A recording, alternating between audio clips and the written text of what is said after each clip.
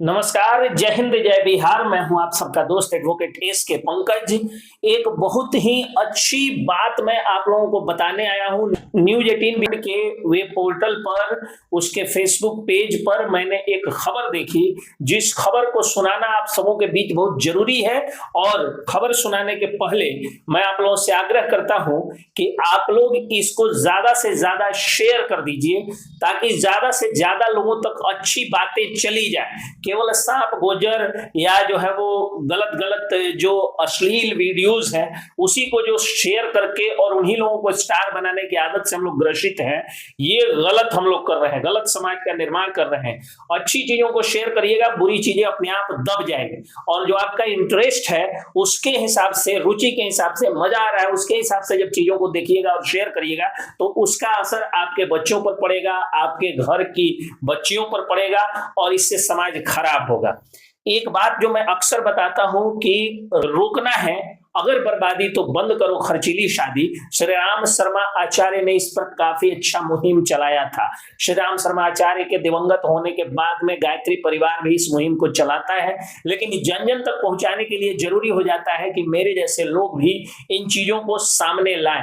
Family court में बढ़ रहे विवाद हो या जो लव अफेयर्स जनरेटेड क्राइम हो या जो भी समाज में कुरीति आई है, उसका एक बड़ा कारण है खर्चीली शादी। खर्चीली शादी को अगर रोक दिया जाए तो मुझे लगता है कि सारी समस्याओं का निदान हो जाएगा। तो बिहार की एक बेटी, बिहार के बगहा की एक बेटी पल्लवी कुमारी ने खर्चीली शादी को रोकने के लिए एक तरह से उल्टी गंगा बहा दी। समाज के चुगलखोरों, हर गांव में, हर टोला में, हर मोहल्ला में, हर शहर में एक कोई ना कोई बड़ा आदमी का बड़ा सा दलान होता है या बड़ा सा दुकान होता है, बड़ा सा प्रतिष्ठान होता है, जहां पर 10-20 चुगलखोर लोग रोज आते हैं चाय पीने के बहाने, मिठाई खाने के बहाने, लस्सी पीने के बहाने, और आ करके और केवल फालतू का बात चुगलखोरी जो है वो करते रहते हैं।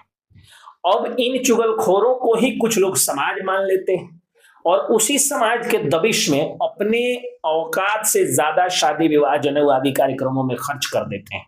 और इसका समाज पर इतना बुरा असर पड़ता है जिसे आप सोच भी नहीं सकते। आज परिवार न्यायालयों में एक दिन में 5 से 10 तलाक के नए मामले आ रहे हैं। जानते हैं कारण क्या है?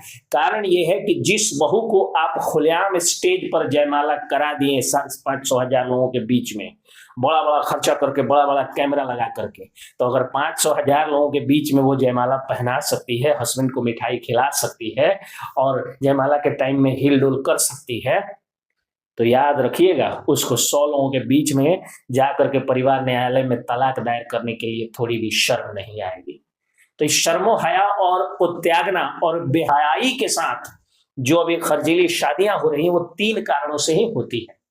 एक, बाप या ससुर के दहेज के पैसे से, बाप या ससुर के जमीन बेचे हुए पैसे से, बाप या ससुर के घूस लिए हुए या काली कमाई, भ्रष्टाचार की कमाई के पैसे से, ईमानदारी के पैसे से, वेतन से, नौकरी से, पेशा से कोई आदमी खर्चीली शादी नहीं करता है। तो अगर हर चीज के जड़ में जाइएगा, वो दहेज हो, कन्या भ्रूण हत्या हो, बेटियों की दुर्गति हो, बेटा बेटी में फर्क हो, समाज में बढ़ता हुआ सेक्सुअल क्राइम हो, लव अफेयर्स जनरेटेड क्राइम हो या हो तलाक और पारिवारिक कलह, इन सब के पीछे, ये सारी बर्बादी के पीछे एक ही कारण है खर्चीली शादी। पल्लवी कुमारी ने क्या किया कि उनका जो दुल्हा, उडवी दुल्हा, यानी उनका जो फियांसे जो थे, उनको उन्होंने तो बगहा से, मतलब ढाका, पूर्वी चंपारण के ढाका से बगहा बारात ले जाने में जो गाड़ियों का खर्च आता, जो बैंड बाजा का खर्च आता, ऑर्केस्ट्रा का खर्च आता, पल्लवी कुमारी ने क्या किया कि लड़के से बात कर लिया। आजकल शादी के पहले लड़का लड़की शादी तय होते के साथ में बातचीत करने लगते, तो लड़की ने जो है वो बातचीत किया लड़की से, और लड़की ने भी बातचीत किया, और लड़का ने भी हामी भरी कि सही बात है, ये जो फिजूल खर्च होगा, अगर उतना का हम गहना बनवा देते हैं, अगर उतना बैंक अकाउंट में रख देते हैं, तो एक दिन राजा महाराजा बाप ससुर के कर्जा लिए हुए, लोन लिए हुए, जमीन बेचे हुए या भ्रष्टाचार के पैसे से एक दिन के लिए राजा महाराजा बन करके, शेरवानी पहन करके, घोड़ा पर चढ़ करके, रथ पर चढ़ करके और शादी कर लेना, और अगले ही दिन जाके बॉस को जी हुजूर करना, यानी नौकर बन जाना, चाहे सरकारी हो या प्राइवेट हो, उससे अच्छा है कि औकात में रहा जाए और ताम झाम किए हुए बिना शादी किया जाए। लड़की ने बात किया लड़का से, लड़का ने बात किया लड़की से, और लड़की ही पूरा विवाह की सामग्री अपने यहाँ जो लड़की वालों के यहाँ आता है, जो जरूरत होती है लड़की की, वो लेकर के ढाका पहुंच गई और ढाका में ही दोनों की शादी हो गई। इस तरह से कई लोग ऐसा कह रहे हैं कि लड़की बारात लेके आ गई, एक उल्टी गंगा बही, जबकि वो लड़की बारात लेके नहीं आई थी। लड़की विवाह का पूरा सेटअप लेकर के आई थी, जैसा आजकल होटलों में किया जाता है, तो लेकर के आई और लड़के के ही शहर में उनकी शादी हो गई। और इस सादा विवाह के बाद दोनों दंपति बहुत खुश हैं और मेरा आशीर्वाद और दुआ उनके साथ है कि भगवान करे कि उनका विवाह इतना सफल हो, उनको उनके शरीर से ऐसी संतान प्राप्त हो जो संतान जिले का ही नहीं, यानी चंपारण प्रक्षेत्र का ही नहीं, बल्कि पूरे बिहार का, पूरे भारत का नाम रोशन करे। और इनकी जो शादी है वो इस जन्म ही नहीं बल्कि 7 जन्म तक, जन्म जन्म तक उनका शादी टिके। और साथ ही वार्निंग देता हूं कि अगर आप भी नहीं चाहते हैं कि आपके बच्चों की शादी 2 साल के अंदर में फैमिली कोर्ट में पहुंच जाए, यानी पारिवारिक कलह का केस हो जाए या तलाक दायर हो जाए, तो आप भी शादी विवाह में फिजूल खर्ची छोड़ दीजिए।